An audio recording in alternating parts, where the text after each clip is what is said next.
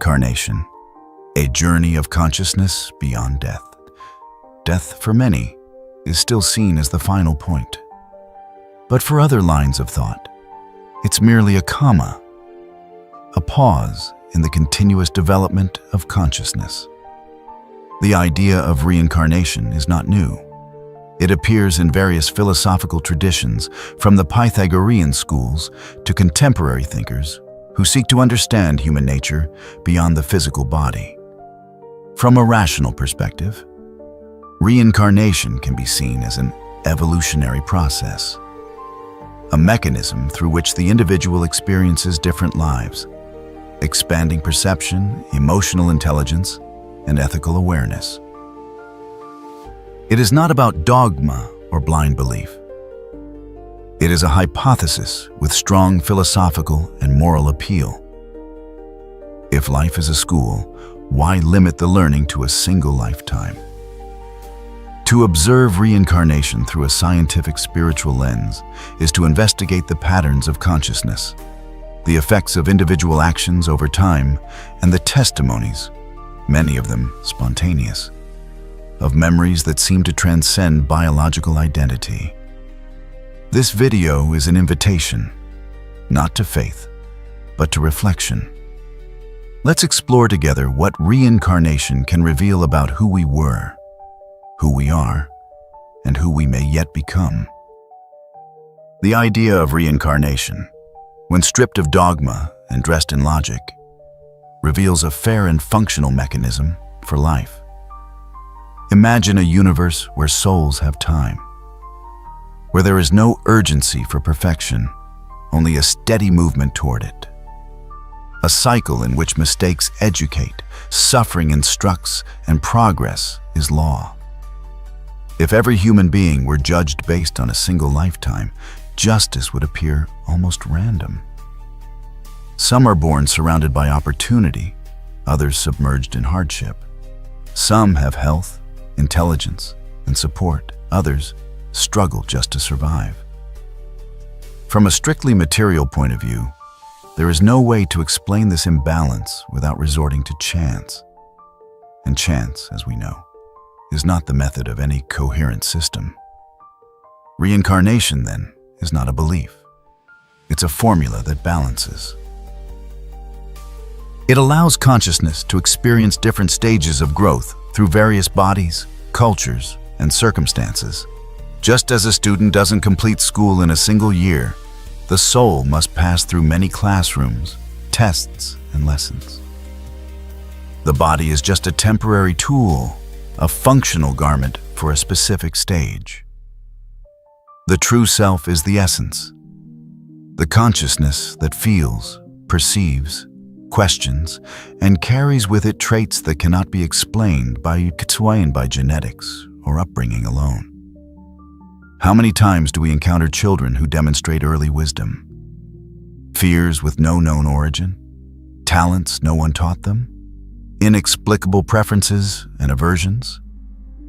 What genetics fails to explain, prior experience may suggest. These are traces of memory that resist temporary forgetting. It's true, we do not remember our past lives clearly, but that is not a flaw. It is a feature. Temporary forgetting allows us to restart without the crushing weight of regret or the pride of past accomplishments. It's a protective veil that ensures our attention remains in the present, where choices actually happen. Even so, the signs remain. In our impulses, our deep emotional responses, and the recurring challenges we face. Life seems to follow an invisible script that nudges us to develop precisely what we still lack. Courage for those who once lived in fear. Patience for those who imposed their will. Detachment for those who were obsessed with control or accumulation. Reincarnation is neither punishment nor reward. It is opportunity. A continuous chance for moral, intellectual, and emotional growth. Once we understand this, suffering takes on new meaning. It ceases to be unjust and begins to reveal itself as instruction. Not as arbitrary punishment, but as a natural consequence, like the stumble that teaches the next step. And if this theory is correct, then everything takes on a deeper significance. The enemy becomes a teacher, the obstacle a stepping stone, the trauma a chapter, and death merely an intermission. To reincarnate is to return to life's stage with new lines, new costumes, but the same soul in search of a more elevated ending.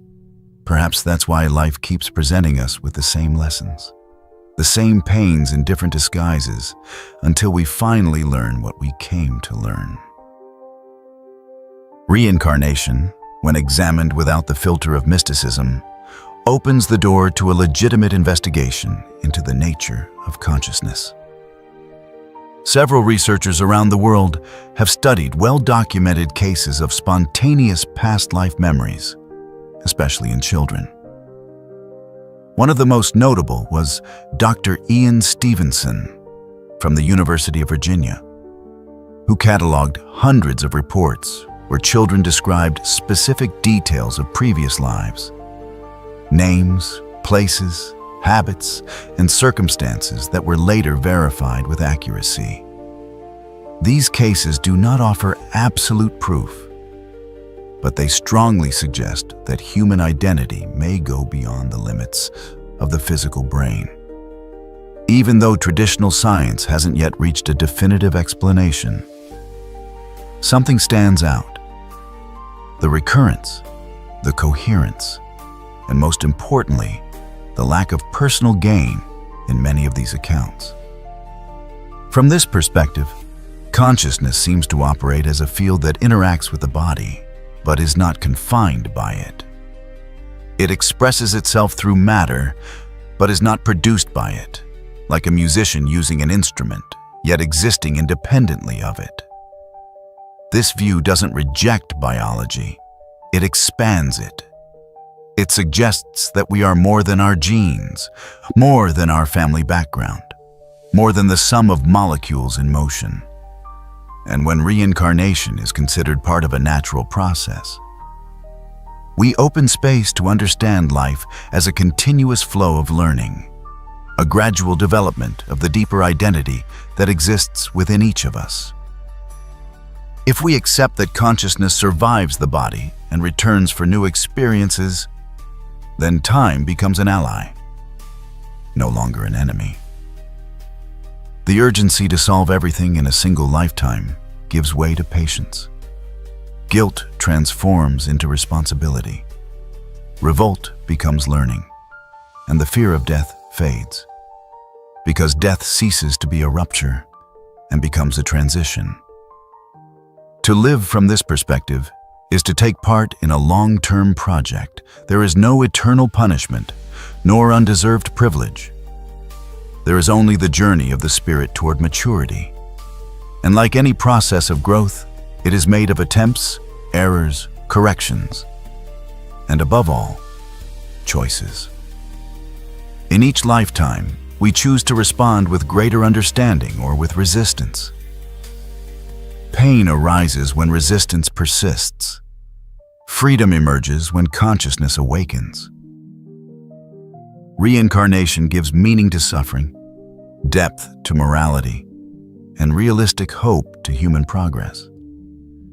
Not as spiritual escapism, but as a rational explanation for inequality, diversity, and the complexity of existence.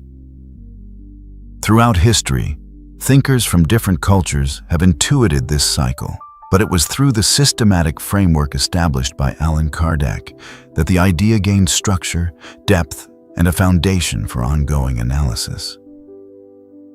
Kardec did not present ready-made truths. He presented hypotheses tested through reason.